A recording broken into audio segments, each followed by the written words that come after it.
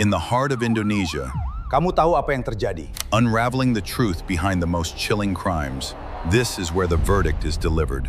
15 tahun yang lalu, pada suatu dini hari di musim hujan yang deras, di sebuah dharmasala kecil di Vihara Dharma Shanti yang terletak di lereng Gunung Gede, seorang bhikkhuni berusia 24 tahun bernama Santi ditemukan dalam keadaan tak bernyawa. Ruangan itu terkunci rapat dari dalam, sebuah ruang tertutup yang sempurna.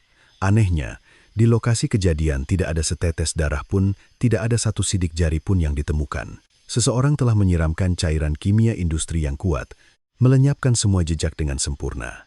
Terlebih lagi, sebuah fakta mengejutkan terungkap di meja autopsi. Di dalam rahim bhikkhuni yang telah meninggalkan kehidupan duniawi itu, tumbuh janin berusia 5 bulan.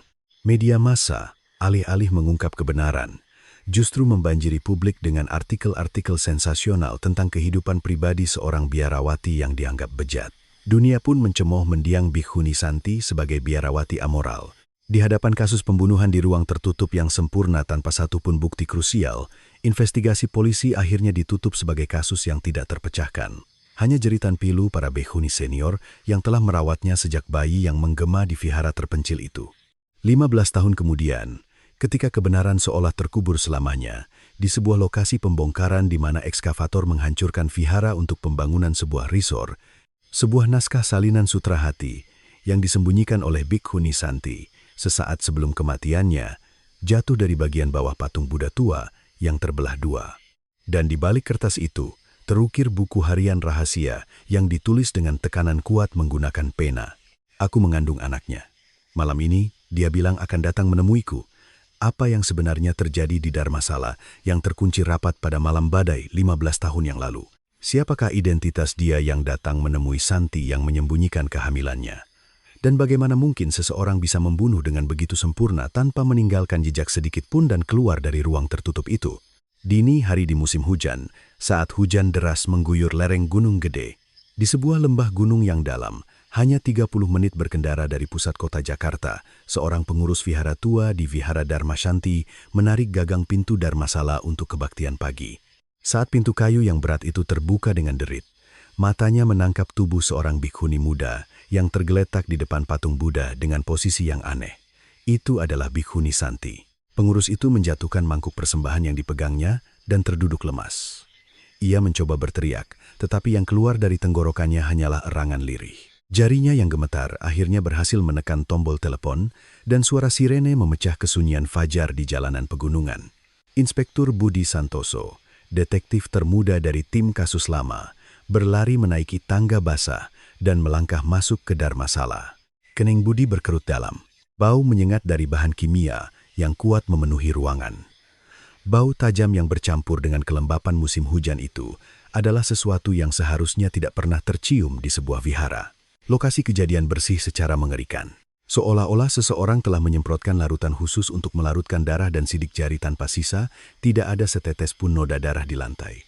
Yang lebih tidak bisa dipahami oleh Inspektur Budi adalah pintu kayu Dharmasala. Pintu yang tertutup rapat itu terkunci dari dalam, kondisi ruang tertutup yang sempurna. Mayat yang tergeletak di dalam ruangan dengan pintu terkunci dari dalam. Para detektif saling memandang dan menggelengkan kepala. 2 hari kemudian, di ruang autopsi Pusat Laboratorium Forensik Mabes Polri, jenazah bhikkhuni Santi terbaring di atas meja bedah yang dingin. Ahli forensik meletakkan pisaunya dengan tangan bersarung dan menghela napas berat. Di dalam rahim jenazah, ditemukan jejak janin berusia 5 bulan. Berita mengejutkan tentang kehamilan dan pembunuhan seorang bhikkhuni menyebar ke seluruh negeri dalam sekejap melalui berita kilat. Kilatan kamera wartawan memenuhi jalan masuk menuju tangga batu Vihara Dharma Shanti. Saat itu, seorang pria berlari keluar dari gerbang rumah duka. Dia adalah Baskara Wijoyo, seorang pengacara elit. Baskara berlutut di depan kamera, menopang tubuhnya dengan kedua tangan di lantai, dan mulai menangis terseduh-seduh. Santi adalah adik angkat yang tumbuh bersama Baskara seperti saudara kandung di Vihara Dharma Shanti sejak kecil. Bahu Baskara berguncang hebat, dan air mata yang jatuh saat ia menggigit bibirnya menetes di atas celana setelan mahalnya. Di belakang Baskara, 3 bhikkhuni senior dengan rambut memutih tak henti-hentinya memutar japa mala sambil meneteskan air mata. Para bhikkhuni senior Vihara Dharma Shanti adalah orang-orang yang telah merawat Bhaskara dan Santi yang yatim piatu sejak bayi seperti anak mereka sendiri. Saat Bhaskara mempersiapkan diri untuk menjadi pengacara, para bhikkhuni senior menjual darah mereka dan mengumpulkan kertas bekas setiap subuh untuk membayar biaya pendidikannya. Kini, salah satu dari anak-anak mereka telah kembali sebagai jenazah yang dingin. Air mata tak pernah kering di wajah keriput mereka. Tim investigasi, dengan asumsi bahwa pelaku sangat mengenal seluk-beluk vihara, mulai menyelidiki satu persatu orang-orang di sekitar yang memiliki hubungan dengan Vihara Dharma Shanti. Inspektur Budi Santoso memiliki pandangan yang berbeda dari rekan-rekannya. Budi tidak melewatkan fakta bahwa setiap kali lampu merah rekaman kamera menyala di rumah duka, tatapan Bhaskara secara halus mengarah ke lensa. Ketika lampu padam, mata Bhaskara menjadi kering seketika, dan ketika lampu menyala lagi, jakunnya bergerak dan air mata kembali menggenang. Inspektur Budi menulis nama Bhaskara Wijoyo di buku catatannya dan menggarisbawahinya 2 kali. Namun, hasil penyelidikan rahasia terhadap alibi Bhaskara pada hari kejadian menghancurkan harapan Budi. Pada malam kejadian, Bhaskara menghadiri acara amal di sebuah hotel termewah di pusat kota Jakarta, berjabat tangan dengan ratusan tokoh berpengaruh. Manajer hotel, Pak Purnomo, secara pribadi mendatangi tim investigasi dan menyerahkan puluhan foto acara sebagai bukti bahwa Bhaskara berada di ballroom. Dalam foto-foto itu, Bhaskara terlihat memegang gelas sampanye dengan senyum cerah, dan waktu pemotretan tercetak dengan akurat di setiap foto. Kepala unit, Komisaris Pramono, menerima amplop foto itu sambil mengangguk. Pramono menebarkan foto-foto yang diserahkan Purnomo di atas meja seperti kipas, lalu mengambil laporan investigasi tentang Bhaskara yang telah ditulis Budi. Pramono melemparkan laporan itu ke lantai dan membuka mulut. Apa yang mau kau capai dengan terus mengejar orang dengan alibi sekuat ini? Jangan buang-buang waktu untuk hal yang tidak berguna dan cari tersangka lain. Inspektur Budi memungut laporan yang berserakan di lantai sambil menggigit bibir. Tatapan mata Pramono bukanlah tatapan seorang atasan yang memarahi bawahannya. Itu adalah tatapan seseorang yang mencoba menyembunyikan sesuatu. Hujan masih terus mengguyur lereng Gunung Gede, dan pintu tua Dharmasala Vihara Dharma Shanti tetap tertutup rapat, tidak menceritakan kepada siapapun apa yang telah terjadi di dalamnya. Lebih dari sebulan setelah markas investigasi didirikan, tidak ada satupun petunjuk yang berarti. Inspektur Budi Santoso, bahkan setelah pulang kerja, setiap malam sendirian meneliti satu persatu foto acara yang diserahkan Pak Purnomo dengan kaca pembesar. Ekspresi Bhaskara dalam foto selalu sempurna, dan waktu pemotretan tercetak tanpa celah. Namun, ada satu hal yang menarik perhatian Budi. Setelah menuliskan waktu pemotretan dari setiap foto secara berurutan, ia menemukan jeda waktu persis 2 jam. 2 jam di mana Bhaskara menghilang dari ballroom lalu muncul kembali. Keesokan paginya, Budi mendatangi hotel dan meminta rekaman CCTV asli dari area parkir bawah tanah. Pak Purnomo mengantar Budi ke ruang server hotel dengan ekspresi canggung. Beberapa hari sebelumnya, pipa di parkir bawah tanah pecah dan ruang server terendam banjir. Hard disk yang diserahkan Purnomo sudah berkarat dan basah kuyup. Budi mengangkat hard disk itu dan memeriksanya. Jika pipa pecah, seharusnya ada bekas air di lantai ruang server, tetapi lantai itu kering dan bersih. Saat Budi hendak membuka mulut, Komisaris Pramono yang menunggu di belakangnya dengan kasar menarik bahu Budi. Pramono menerima penjelasan Purnomo dan menegaskan agar tidak ada penyelidikan lebih lanjut. Budi mengatupkan rahangnya, tetapi ia tidak bisa menentang perintah atasannya. Beberapa hari kemudian, Budi kembali mengunjungi Vihara Dharma Shanti untuk melakukan penyelidikan ulang di lokasi kejadian. Saat ia berlutut dan menyisir lantai dengan senter, menerangi setiap sudut dan celah Dharmasala, ujung jarinya menyentuh sesuatu yang kecil dan keras. Terselip di celah sempit antara dasar patung Buddha dan dinding di belakangnya, ada sebutir manik japamala kayu yang patah. Retakan berbentuk bintang yang hanya bisa terjadi jika diremas dengan jari manusia membelah permukaan manik itu. Budi memasukkan manik itu ke dalam kantong barang bukti dan menemui para bhikkhuni senior Vihara Dharma Shanti. Begitu melihat manik itu, mata keriput para bhikkhuni senior membelalak dan mereka mengangguk. Mereka mengatakan bahwa itu pasti manik dari japamala 108 biji yang mereka buat sendiri bersama bhikkhuni Santi dari kayu pohon yang tersambar petir, sambil mendoakan agar Bhaskara lulus menjadi pengacara. Jantung Budi berdebar kencang. Kehadiran manik ini di lokasi kejahatan berarti pemiliknya juga berada di sana.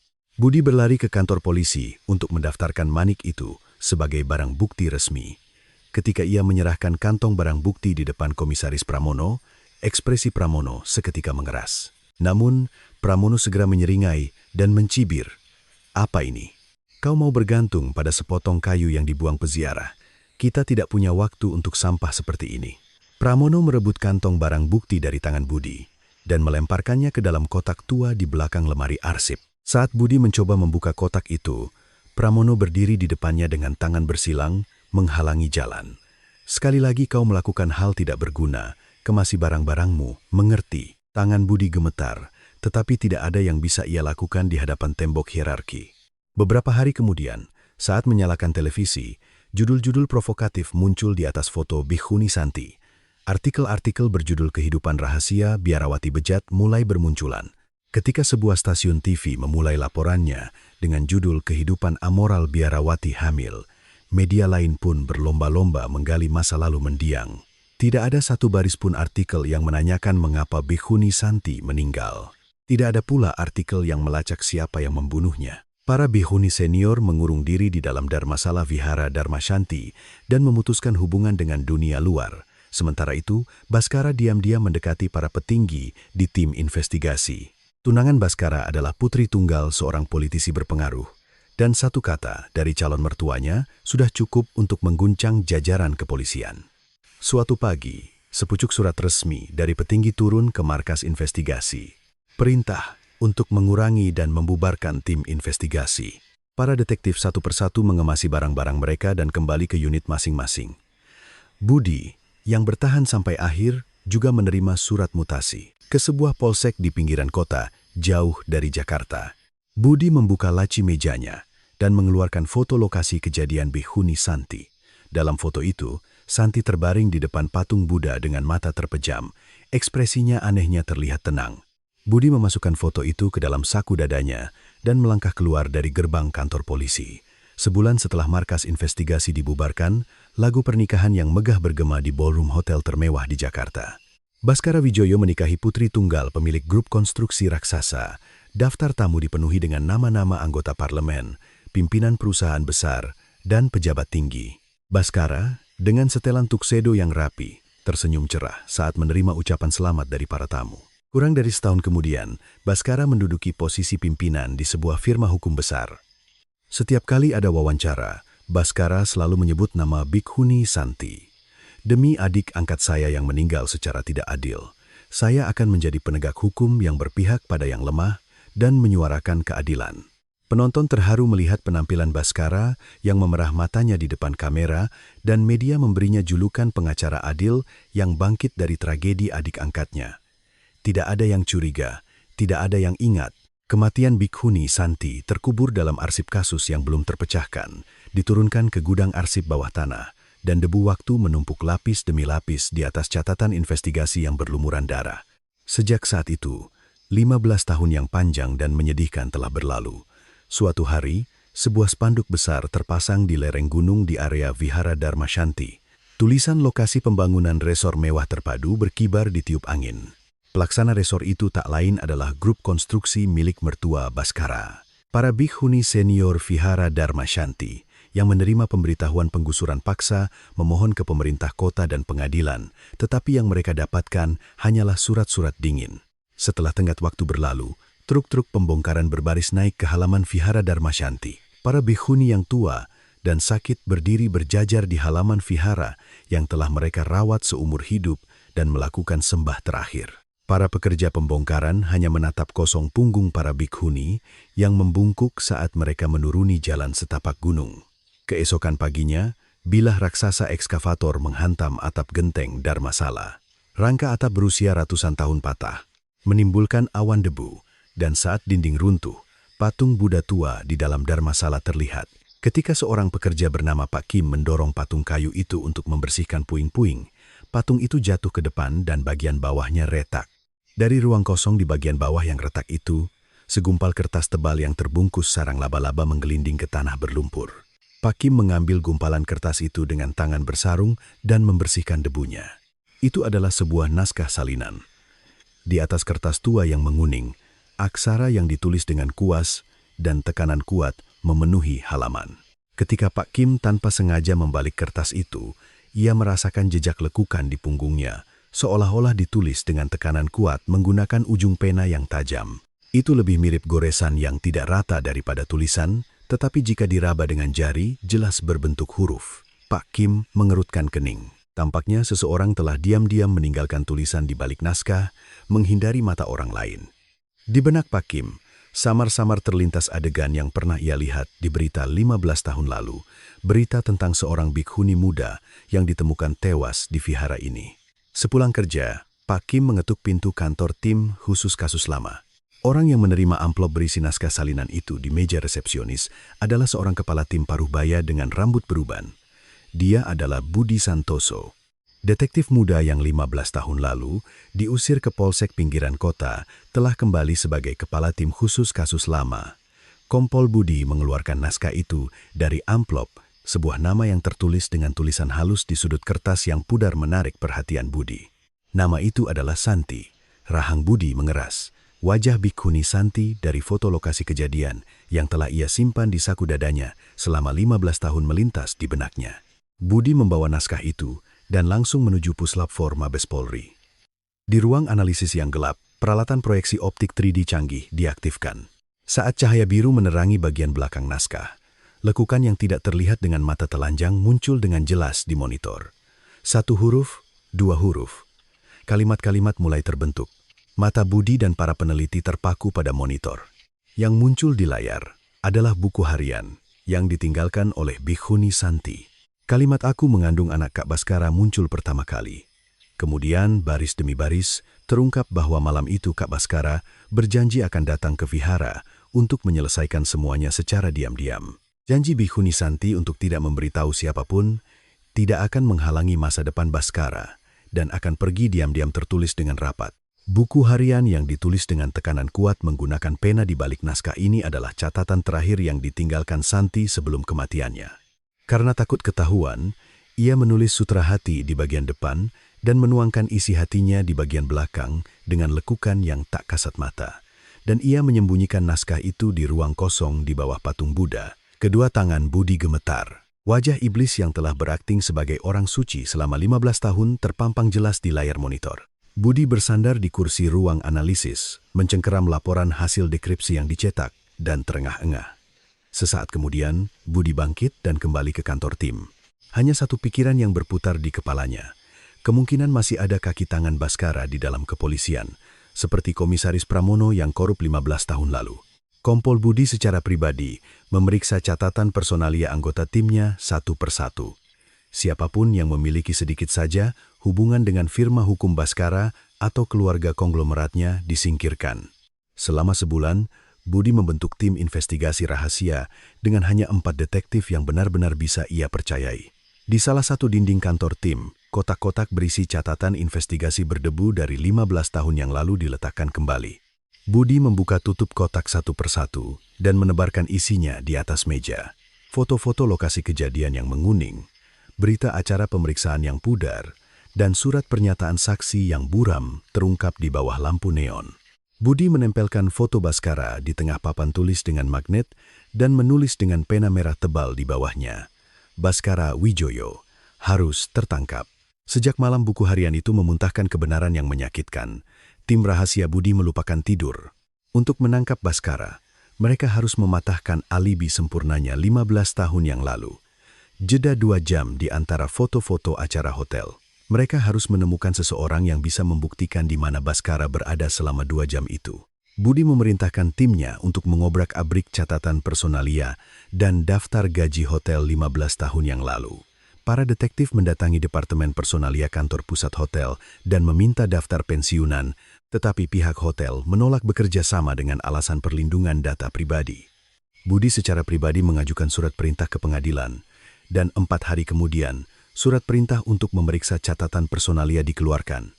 Daftar gaji yang dibawa para detektif setebal 3 binder besar.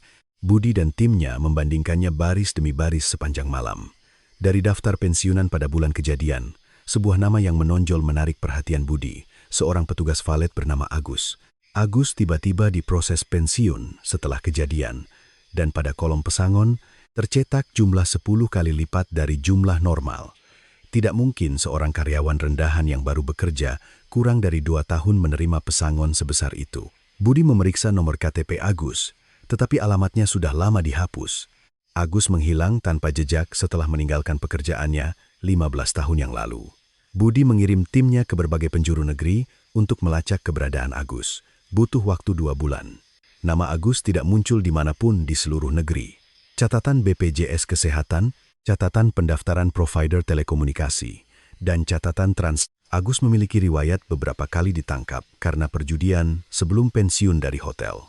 Budi mempersempit area di mana pria dengan ciri-ciri mirip Agus muncul dengan memeriksa catatan penggerebekan perjudian ilegal di seluruh negeri. Informasi masuk bahwa seorang pria tak dikenal yang cocok dengan deskripsi. Agus telah terlihat beberapa kali di sebuah tempat perjudian ilegal di kawasan industri kumuh di daerah. Budi dan 2 detektif berangkat ke lokasi malam itu. Tempat perjudian yang terletak di basement sebuah gedung industri tua itu adalah ruang sempit yang berbau jamur. Saat para detektif mendobrak pintu besi dan masuk, para pria yang duduk di meja judi berhamburan ke segala arah. Seorang detektif menangkap seorang pria yang mencoba melarikan diri dengan menjatuhkan kursi di sudut, memelintir lengannya di gang belakang. Itu adalah Agus. Pria yang 15 tahun lalu menjadi petugas valet itu kini pipinya tirus, giginya ompong, dan mengenakan jaket pudar. Kondisi pria yang menerima pesangon besar itu tidak berbeda dengan seorang tunawisma. Saat Budi menyudutkan Agus ke dinding dan menunjukkan dokumen dengan tanggal acara 15 tahun yang lalu, wajah Agus menjadi pucat pasi. Agus mundur sambil menggelengkan kepala dengan keras. Saya tidak tahu apa-apa. Suara Agus bergetar dan matanya terus bergerak ke kiri dan ke kanan. Budi, tanpa berkata apa-apa, mengeluarkan dokumen kedua dan menunjukkannya di depan hidung Agus. Judulnya tertulis, Surat Perintah Penangkapan atas dugaan menyembunyikan dana dan membantu pelarian buronan. Lutut Agus lemas dan ia terduduk di lantai. Budi berjongkok setinggi mata Agus dan berkata dengan suara rendah, "Kalau kau bicara sekarang, kau jadi saksi. Kalau kau diam, kau jadi kaki tangan." Bibir Agus bergetar dan kepalanya perlahan-lahan tertunduk. Duduk di kursi keras di ruang interogasi kejaksaan, Agus menulis surat pengakuan dengan tangan gemetar, huruf demi huruf.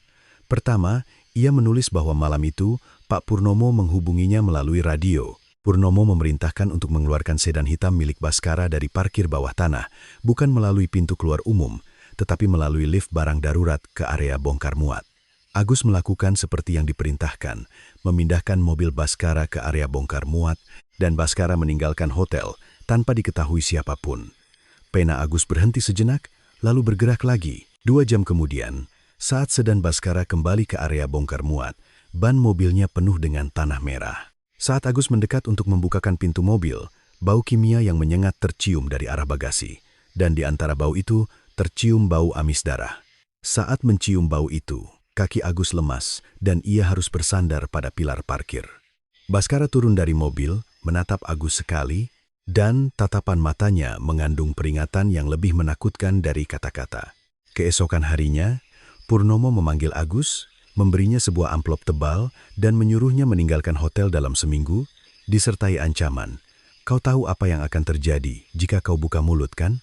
Di baris terakhir surat pengakuan, setelah tanda tangan Agus tertulis, Budi mengangkat surat itu dan menunggu tintanya kering. Budi segera menuju pengadilan. Ia menyerahkan surat permohonan perintah penggeledahan untuk penthouse mewah Baskara di depan hakim. Sisa waktu sebelum daluarsa kasus tinggal 3 bulan. Perintah penggeledahan dikeluarkan pada pukul 4 pagi. Para detektif mengenakan rompi anti peluru dan menaiki lift apartemen pencakar langit tempat tinggal Baskara. Budi berdiri di samping pintu depan dan mengangguk. Para detektif mendobrak pintu dengan kasar. Kunci pintu hancur dan pintu terbuka ke dalam.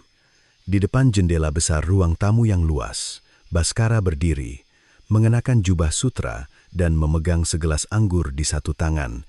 Baskara yang sedang memandangi pemandangan malam Jakarta perlahan menoleh. Sudut bibir Baskara terangkat santai. Saat Budi mengeluarkan borgol dan melangkah mendekat, Baskara dengan tenang meletakkan gelas anggurnya di atas meja dan mengulurkan kedua tangannya ke depan. Logam dingin memborgol kedua pergelangan tangan Baskara dengan bunyi klik. Saat para detektif membawa Baskara keluar gedung, kilatan kamera dari para wartawan yang sudah berkumpul menerangi kegelapan fajar seperti siang hari. Bahkan saat digiring di tengah kilatan kamera, Baskara tidak kehilangan senyum santainya. Baskara mengangguk ringan ke arah wartawan dan masuk ke mobil polisi. Sebelum Baskara tiba di kantor polisi, belasan sedan hitam sudah berbaris di tempat parkir. Pintu mobil terbuka, dan yang keluar adalah tim hukum dari grup konglomerat dan para pengacara mantan pejabat yang dimobilisasi oleh mertua Baskara. Rombongan pengacara berjas hitam dengan tas kerja kulit melangkah masuk ke gerbang kantor polisi. Pengacara utama dengan ekspresi angkuh berdiri di tengah koridor, menghalangi jalan para detektif yang mengikuti di belakang. Budi di ruang interogasi yang sempit, di seberang meja yang keras, Baskara dan Budi duduk berhadapan. Di belakang Baskara, 3 pengacara berjas berdiri bersandar di dinding dengan tangan bersilang. Di belakang Budi, 2 tumpukan berkas kasus menumpuk. Di bawah cahaya lampu neon, di atas meja, tergeletak surat pengakuan Agus dan laporan dekripsi naskah tulisan tangan Santi. Baskara duduk dengan kaki menyilang, menatap langit-langit dan menguap. Budi hanya menatap wajah Baskara tanpa berkata apa-apa. Wajah yang sama yang memeras air mata di depan kilatan kamera di rumah duka 15 tahun yang lalu. Udara di dalam ruang interogasi terasa berat. Pertarungan hukum selama 48 jam yang menegangkan pun dimulai. Budi mendorong laporan dekripsi, naskah tulisan tangan Santi ke depan Baskara. Pengacara utama Baskara mengambil laporan itu, menjentikannya dengan jari, dan mencibir jejak lekukan di belakang kertas berusia 15 tahun. Anda menyebut ini bukti? Pengacara utama mengeluarkan sebuah amplop tebal dari tas kerjanya dan meletakkannya di atas meja. Di dalam amplop itu terdapat rekam medis yang menyatakan bahwa Vikhuni Santi pernah menjalani perawatan psikiatri semasa hidupnya. Pengacara utama menunjukkan catatan ini dan mengklaim bahwa Santi menderita delusi parah dan isi buku harian itu hanyalah omong kosong yang ditulis oleh pasien delusi. Kening Budi berkerut dalam. Para bhikkhuni senior Vihara Dharma Shanti telah dengan jelas menyatakan bahwa Santi tidak pernah menjalani perawatan psikiatri. Ketika Budi menanyakan asal-usul rekam medis itu, pengacara utama memotong pertanyaan tersebut, mengatakan bahwa keaslian rekam medis adalah masalah yang akan diperdebatkan di pengadilan. Serangan pengacara utama tidak berhenti di situ. Kali ini, ia membentangkan catatan kriminal petugas valet Agus di atas meja. Sambil menunjuk daftar kejahatan yang berderet perjudian, penipuan, percobaan pencurian, pengacara utama membuka mulut. Seorang penjahat yang terlilit utang judi membuat pengakuan palsu setelah dibujuk oleh polisi. Apakah Anda akan menuduh seorang praktisi hukum terbaik di Indonesia sebagai pembunuh hanya berdasarkan kata-kata orang seperti ini? Budi mengatupkan rahang dan kembali menunjukkan surat pengakuan Agus, tetapi pengacara utama bahkan tidak melirik dokumen itu. Baskara duduk bersandar di kursi interogasi dengan tangan bersilang, diam. Ketika Budi menatap lurus ke arah Baskara dan menuntut penjelasan langsung, Baskara perlahan memperbaiki posisinya dan membuka mulut. Baskara mengakui bahwa ia memang sempat meninggalkan acara.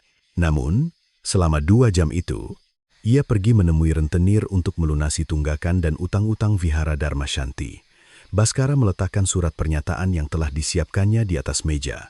Surat itu berisi nama dan lokasi rentenir yang ditemuinya, dan di bagian bawahnya bahkan tertera tanda tangan si rentenir. Budi mengambil surat itu dan membacanya baris demi baris. Jelas sekali bahwa jika nama rentenir itu diperiksa, mereka sudah akan bersekongkol. Alibi Baskara kini ditenun lebih rapat daripada 15 tahun yang lalu. Di luar ruang interogasi, perang yang lebih besar sedang terjadi. Perusahaan media besar yang telah dibeli oleh pihak Baskara serentak merilis artikel. Judul investigasi target yang berlebihan oleh polisi menjadikan pengacara HAM yang tak bersalah sebagai pembunuh menghiasi halaman depan portal berita. Di program debat TV, para komentator mantan jaksa mengkritik kebrutalan polisi yang menangkap tokoh masyarakat tanpa bukti. Nama dan foto Kompol Budi dan para detektif timnya menyebar di papan buletin internet. Alamat rumah mereka bahkan diungkapkan dan telepon ancaman membanjiri keluarga mereka. Istri Budi juga menerima telepon dari nomor tak dikenal dan makian kasar terdengar dari seberang. Di tengah gempuran opini publik terhadap tim investigasi, kejaksaan bergerak, tunduk pada kekuatan besar konglomerat. Kejaksaan menolak surat permohonan perintah penahanan dengan alasan kurangnya bukti fisik. Sore harinya, Budi dipanggil oleh pimpinan kepolisian. Saat Budi memasuki kantor pimpinan, setumpuk dokumen dilemparkan ke arahnya. Atasannya menggebrak meja dan berteriak agar Budi segera mengemasi barang-barangnya dan menghentikan penyelidikan.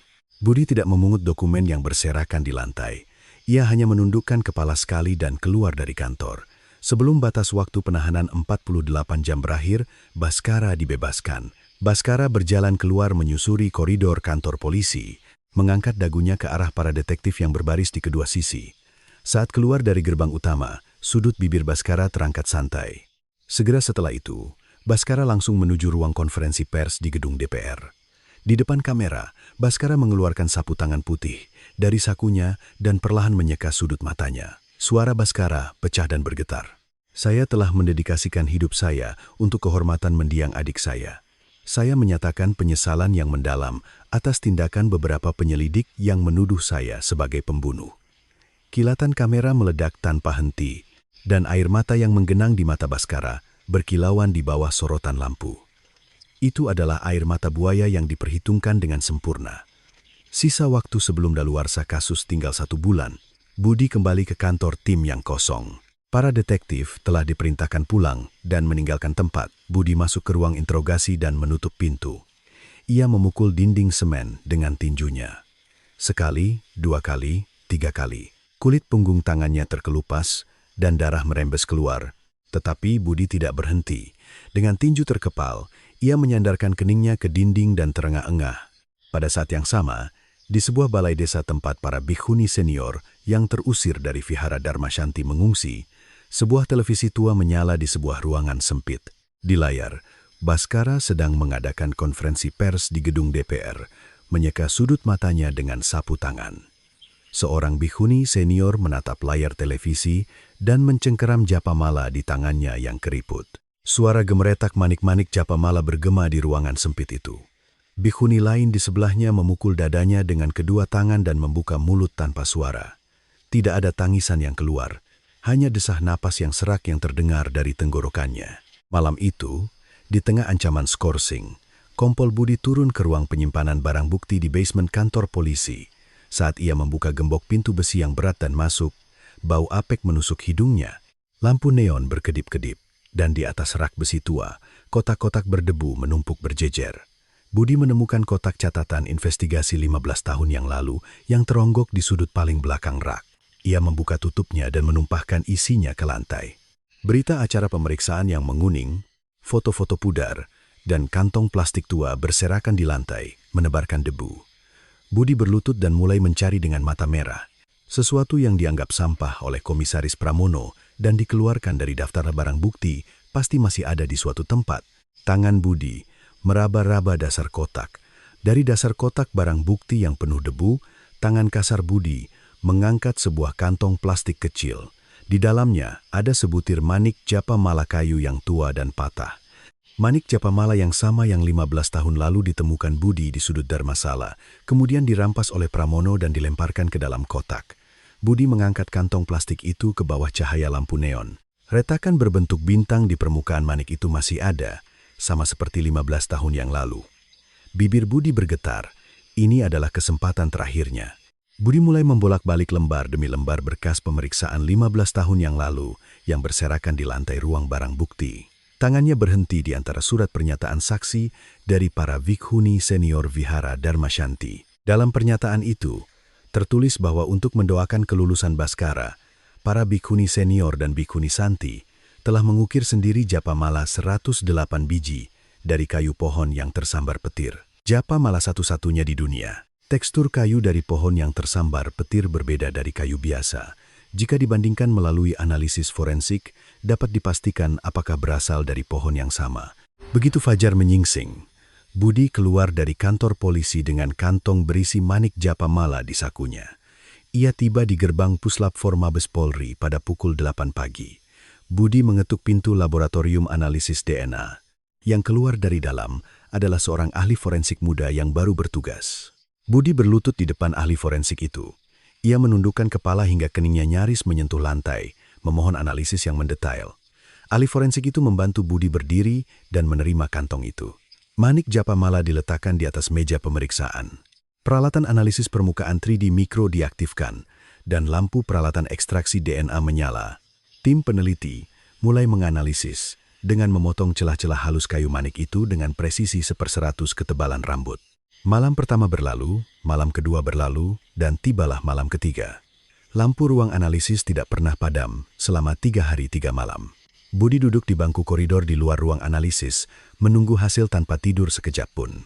Ia menatap ujung koridor tanpa menyadari kopinya di gelas kertas sudah dingin. Pada fajar hari ketiga, pintu ruang analisis terbuka. Ahli forensik keluar sambil membawa selembar hasil cetakan. Budi melompat dari bangku. Ahli forensik itu menyerahkan hasil cetakan kepada Budi sambil mengangguk. Di layar monitor, 2 jenis grafik data genetik muncul. Data pertama adalah bercak darah yang meresap jauh ke dalam serat kayu melalui retakan pada manik. DNA dari darah itu 100% cocok dengan DNA korban Bhikkhuni Santi yang tersimpan di Puslapfor 15 tahun yang lalu. Ini berarti darah Santi yang sekarat karena ditikam, telah meresap ke dalam manik Japamala. Data kedua adalah jaringan kelenjar keringat dan sel kulit mati yang tertanam jauh di antara serat kayu saat manik itu diremas dengan kuat. Jejak orang yang memegang manik itu telah tertanam di dalam kayu selama 15 tahun. Budi mengeluarkan 1 kantong plastik kecil lagi dari sakunya. Itu adalah gelas kertas yang dibuang Baskara setelah minum di ruang interogasi beberapa hari yang lalu. Ahli forensik memasukkan data DNA yang diekstraksi dari air liur Baskara di tepi gelas kertas ke dalam sistem. Budi berdiri di depan tombol analisis perbandingan. Ujung jarinya yang berada di atas tombol itu bergetar halus. Budi menekan tombol itu. Di layar monitor, 2 grafik genetik mulai bergerak berdampingan. Puncak-puncak grafik saling tumpang tindih, dan batang hijau mulai memenuhi layar. Notifikasi merah kecocokan 99,99% muncul di tengah layar. Kedua tangan Budi menutupi wajahnya. Lututnya lemas dan ia terduduk di lantai ruang analisis. Tangisan kasar seperti binatang buas meledak dari dalam dada Budi. 15 tahun. Wajah Bhikkhuni Santi dari foto lokasi kejadian yang telah ia simpan di hatinya selama 15 tahun terbayang di depan matanya. Ahli forensik meletakkan tangannya di bahu Budi, tetapi Budi tidak bisa bangkit dari lantai untuk waktu yang lama. Pada saat yang sama, di sebuah penthouse mewah di pusat kota Jakarta, Baskara sedang duduk di depan meja kerjanya. Ia sedang merevisi draft pidato deklarasi politiknya yang akan diumumkan bertepatan dengan hari daluarsa kasus. Baskara membuka sumbat botol sampahnya, dan saat melihat gelembung-gelembung naik di gelasnya, sudut bibirnya terangkat. Ia mengangkat gelasnya, sedikit memiringkannya ke arah pemandangan malam Jakarta di luar jendela, dan menyesapnya. Baris pertama yang tertulis di pidatonya adalah, "Untuk membalaskan dendam mendiang adik saya akan menegakkan keadilan di negara ini." Budi bangkit dari lantai ruang analisis dan menyeka air matanya dengan lengan baju. Ia mengambil hasil analisis dan meninggalkan gedung Puslapfor. Tempat yang dituju Budi adalah kantor Kapolri. Berdiri di depan pintu kantor, Budi tidak mengetuk. Ia menendang pintu dengan kasar dan melangkah masuk. Saat Kapolri melompat dari kursinya dan hendak berteriak, Budi membanting hasil analisis di atas mejanya. Hasil analisis itu mendorong dokumen-dokumen lain di atas meja dan terbuka. Budi menatap lurus ke mata Kapolri dan berkata, "Darah korban dan DNA tersangka ditemukan di manik Japamala yang sama. Saya akan mengajukan kembali surat perintah penahanan. Apakah Anda akan menghalanginya?" Tatapan Kapolri terpaku pada angka 99,99% di atas hasil analisis. Budi tidak menunggu jawaban dan berbalik meninggalkan kantor Kapolri. Pengadilan pra-peradilan untuk penentuan penahanan hanya 12 jam sebelum daluarsa kasus. Pintu ruang sidang terbuka dan Baskara masuk. Wajahnya memerah, mungkin karena sisa sampahnya yang diminumnya semalam. Baskara duduk di kursi terdakwa dengan kaki menyilang, didampingi 4 pengacara mantan pejabat yang berdiri seperti benteng di kedua sisinya. Kursi pengunjung penuh sesak, dengan wartawan dan penonton. Di barisan paling depan, mertua dan istri Baskara duduk berdampingan. Sang mertua duduk tegak dengan kancing jas terkancing, menatap lurus ke depan. Sementara istrinya mengenakan kacamata hitam dengan bibir terkatup rapat. Budi duduk di belakang kursi saksi dari pihak jaksa dengan tas kerja di atas pangkuannya.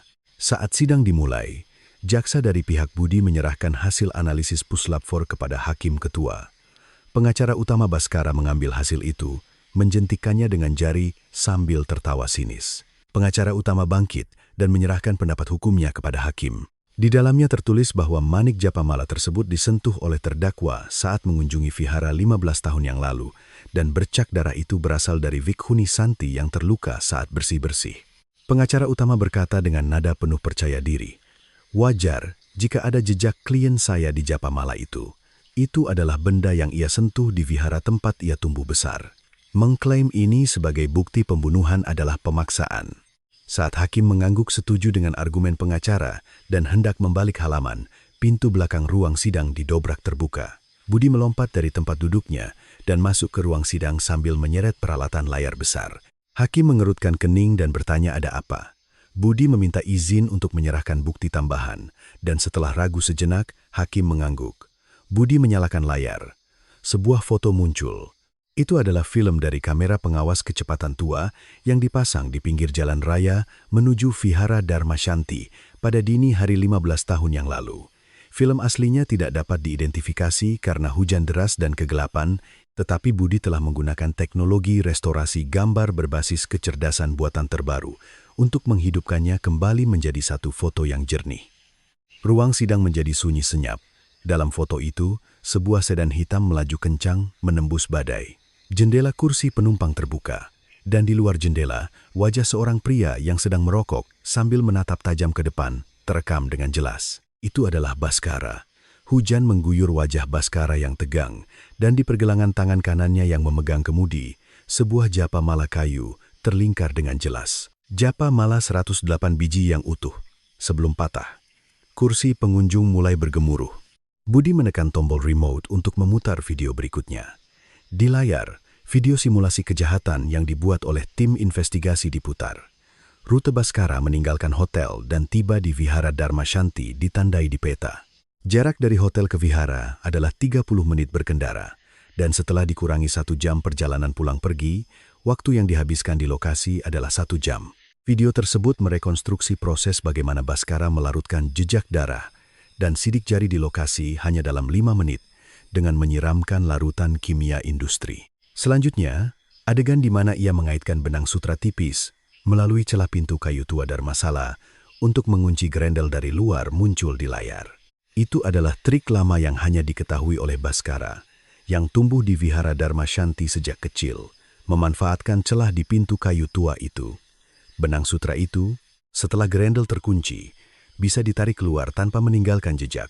Di akhir video simulasi, sebuah lini massa ditampilkan di layar. Japamala yang melingkar di pergelangan tangan Bhaskara sebelum menuju lokasi pembunuhan, ditemukan di lokasi kejadian setelah kejahatan, berlumuran darah dan dalam keadaan patah. Urutan waktu yang sempurna terbukti. Japamala utuh yang melingkar di pergelangan tangan Bhaskara dalam foto kamera pengawas kecepatan dan sebutir manik Japamala yang ditemukan di lokasi kejahatan, patah dan berlumuran darah korban, ini terhubung menjadi satu garis. Ruang sidang menjadi dingin seolah disiram air es. Kepercayaan diri menghilang dari wajah pengacara utama. Tangan yang memegang pendapat hukumnya terlihat gemetar. Senyum juga benar-benar terhapus dari wajah Bhaskara. Kaki yang menyilang terlepas dan kedua kakinya mendarat di lantai. Saat itu, ada pergerakan di barisan depan kursi pengunjung. Mertua Bhaskara bangkit. Ia menatap Bhaskara sekali. Tatapan itu bukan tatapan untuk menantu. Itu adalah tatapan merendahkan pada seekor serangga. Sang mertua menoleh dan memberi isyarat dagu kepada sekretaris utamanya yang duduk di sebelahnya. Sekretaris itu mengangguk dan berjalan ke arah tim pengacara. Keempat pengacara serentak mulai mengemasi dokumen mereka ke dalam tas. Bhaskara menoleh dan menatap tim pengacaranya. Pengacara utama tidak berani menatap mata Bhaskara. Tim pengacara berbaris satu persatu dan berjalan keluar dari ruang sidang. Istri Bhaskara memperbaiki kacamata hitamnya dan mengikuti ayahnya keluar dari ruang sidang. Tidak sekalipun ia menoleh ke arah Bhaskara. Perisai besar berupa uang dan kekuasaan hancur dalam sekejap. Bhaskara, yang ditinggalkan sendirian di kursi terdakwa, melompat dari kursinya. Wajahnya memerah padam dan urat-urat di lehernya menonjol. Bhaskara berteriak ke arah hakim. Wanita itu yang memegang celana saya, mencoba menghalangi masa depan saya. Saya hanya menyingkirkannya. Ruang sidang membeku. Mata Budi membelalak. Bhaskara, tanpa menyadari apa yang baru saja ia katakan, terengah-engah. Tatapannya beralih ke kursi pengunjung. Di salah satu sudut, para bhikkhuni senior dari Vihara Dharma Shanti duduk. Air mata mengalir deras di wajah keriput mereka. dan tangan mereka yang gemetar mencengkeram Japamala. Baskara menunjuk ke arah para bhikkhuni. Mereka bilang vihara dan orang-orang tua ini yang membesarkan saya, membiayai sekolah saya dengan menjual darah. Biksu-biksu udik itulah yang membuat saya seperti ini. Japamala jatuh dari tangan salah satu bhikkhuni ke lantai. Bhikkhuni lainnya menutupi telinganya dengan kedua tangan dan menundukkan kepala. Wajah hakim ketua menegang. Hakim mengangkat palunya tinggi-tinggi dan menggebraknya dengan keras. 3 kali suara palu bergema di ruang sidang. Hakim membuka mulut. Perintah penahanan dikeluarkan. Petugas pengadilan berlari ke kursi terdakwa. Baskara meronta dan mengayunkan tangannya, tetapi petugas memelintir kedua lengannya ke belakang. Borgol terpasang dengan bunyi klik. Petugas menekan bagian atas tubuh Baskara ke depan dan menahannya. Wajahnya membentur lantai. Kening Baskara membentur lantai yang dingin dengan suara tumpul. Di atas wujud menyedihkan Baskara yang tertelungkup di lantai. Cahaya lampu neon yang dingin dari ruang sidang menyorotinya. Budi duduk di belakang kursi saksi, menyaksikan semua itu. Kedua tinjunya di atas lututnya memutih. Sebulan telah berlalu sejak Baskara ditahan, dan semua kebenaran mengerikan terungkap ke dunia. Sang mertua konglomerat mulai bergerak pada malam berita penangkapan Baskara tersiar. Sudah bisa dipastikan, harga saham grup akan anjlok begitu pasar dibuka. Sang mertua mengeluarkan pernyataan di halaman depan surat kabar melalui divisi Humas Grup. Dalam pernyataan itu, kalimat Baskara Wijoyo tidak lagi memiliki hubungan apapun dengan keluarga kami dicetak tebal. Putri tunggalnya mengajukan gugatan cerai pada hari yang sama, dan pengadilan mengesahkan perceraian dengan kecepatan yang luar biasa. Tali kekuasaan yang digeluti Baskara selama 15 tahun putus dalam semalam. Pedang kejaksaan juga menebas firma hukum besar yang dipimpin Baskara. Penggeledahan besar-besaran dilakukan di seluruh kantor firma atas tuduhan penggelapan pajak dan pemalsuan bukti. Penyidik berjas hitam menyerbu masuk ke pintu utama firma, dan ratusan kotak arsip diangkut ke dalam truk. Para pengacara di firma itu berlomba-lomba mengajukan surat pengunduran diri, dan firma itu hancur berkeping-keping dalam waktu kurang dari sebulan. Manajer hotel, Pak Purnomo, yang membantu kejahatan Baskara dan merekayasa alibinya, juga ditangkap. Purnomo ditangkap oleh detektif yang menyamar saat mencoba melarikan diri melalui pintu belakang hotel pada dini hari. Mantan komisaris Pramono, yang 15 tahun lalu menyembunyikan Japamala dan memutasi Budi, juga ditangkap di rumahnya atas tuduhan penyalahgunaan wewenang dan penghilangan barang bukti. Pramono hanya bisa terduduk lemas di sofa ruang tamu tanpa bisa berkata apa-apa saat detektif mengetuk pintu depannya. Purnomo, Pramono, dan para pengacara mantan pejabat yang terlibat dalam kejahatan Baskara berbaris di borgol dan dinaikkan ke mobil tahanan. Hari sidang vonis akhir tiba. Di koridor gedung Mahkamah Agung, barisan panjang wartawan dan penonton terbentuk. Penampilan Baskara di kursi terdakwa benar-benar berbeda dari sebulan yang lalu. Mengenakan seragam tahanan biru, dengan janggut yang tumbuh lebat, tulang pipinya menonjol, matanya kosong. Ia berdiri di kursi terdakwa menatap hampa ke udara. Hakim ketua mulai membacakan putusan. Gema suara yang menyatakan bahwa terdakwa Baskara Wijoyo terbukti bersalah karena membunuh secara keji penolongnya dan selama 15 tahun telah menghilangkan bukti serta mempermainkan sistem peradilan memenuhi ruang sidang. Hakim ketua membacakan baris terakhir putusan. Kata penjara seumur hidup membelah udara di ruang sidang. Kaki Baskara lemas, lututnya tertekuk dan ia terduduk di lantai kursi terdakwa. Tawa kosong seperti orang gila keluar dari mulut Baskara. Tawa hampa tanpa emosi. Petugas pengadilan menarik kedua lengan Baskara untuk membantunya berdiri. Baskara terus tertawa hampa ke udara saat diseret keluar oleh petugas. Budi mengikuti mobil tahanan sampai ke penjara khusus narapidana kelas berat.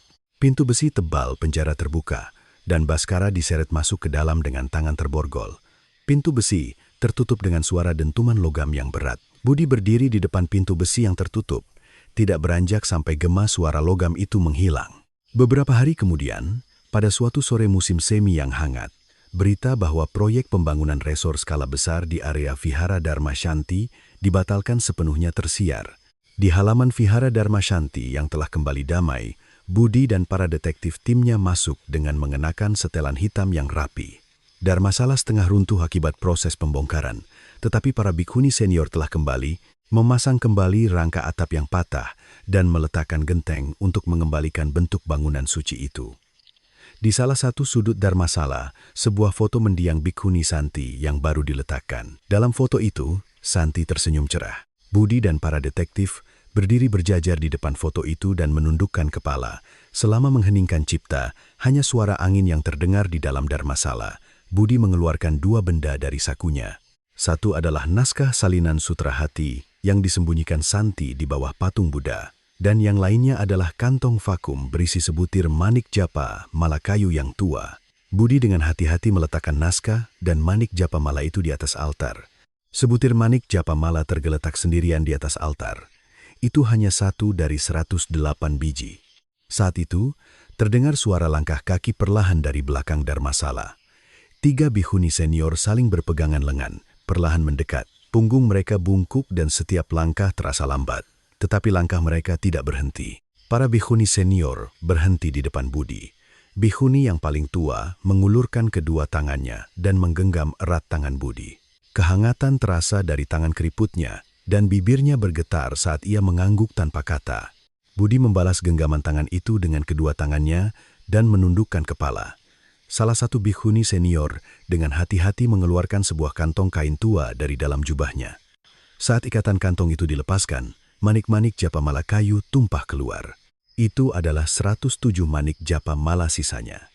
Setelah japa mala 108 biji yang diberikan kepada Baskara 15 tahun yang lalu putus, para bhikkhuni senior telah mengumpulkan satu persatu sisa manik-manik yang berserakan di lokasi kejadian dan menyimpannya di dalam kantong kain itu. Dengan tangan keriput yang gemetar, seorang bhikkhuni mengambil sebutir manik japa mala barang bukti dari atas altar. Kemudian, ia mulai meletakkan 107 manik japa mala yang tumpah dari kantong kain itu secara berurutan. 1 biji, 2 biji, 3 biji. Manik-manik itu dirangkai satu persatu ke dalam seutas benang, membentuk barisan. Setiap kali ujung jari bhikkhuni itu bergetar, manik-manik itu saling berbenturan, menghasilkan suara jernih khas kayu. Saat manik terakhir dirangkai, japa mala 108 biji yang terputus itu kembali menjadi satu. Air mata panas mengalir dari mata bhikkhuni itu. Para bhikkhuni di sebelahnya juga menangis tanpa suara. Budi dan para detektif membungkukkan badan dalam-dalam ke arah foto mendiang Santi yang tersenyum cerah dan para bhikkhuni senior.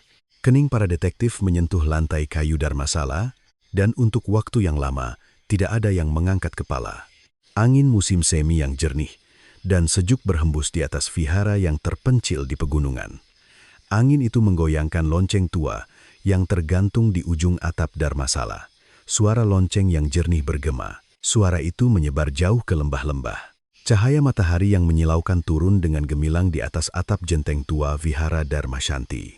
Kebenaran yang terkubur selama 15 tahun yang panjang akhirnya terungkap ke dunia. Orang yang membalas kebaikan dengan kejahatan pada akhirnya kehilangan segalanya, dan kegigihan seorang detektif yang tidak pernah menyerah telah membersihkan nama jiwa yang tak bersalah. Saat japa mala 108 biji yang terputus itu kembali menyatu, air mata para bhikkhuni senior menghapus duka yang telah mengendap selama 15 tahun. Kisah ini sekali lagi mengingatkan kita bahwa tidak peduli betapa dunia mengabaikannya, kebenaran tidak akan pernah hilang, dan kesuksesan yang dibangun di atas kebohongan pasti akan runtuh.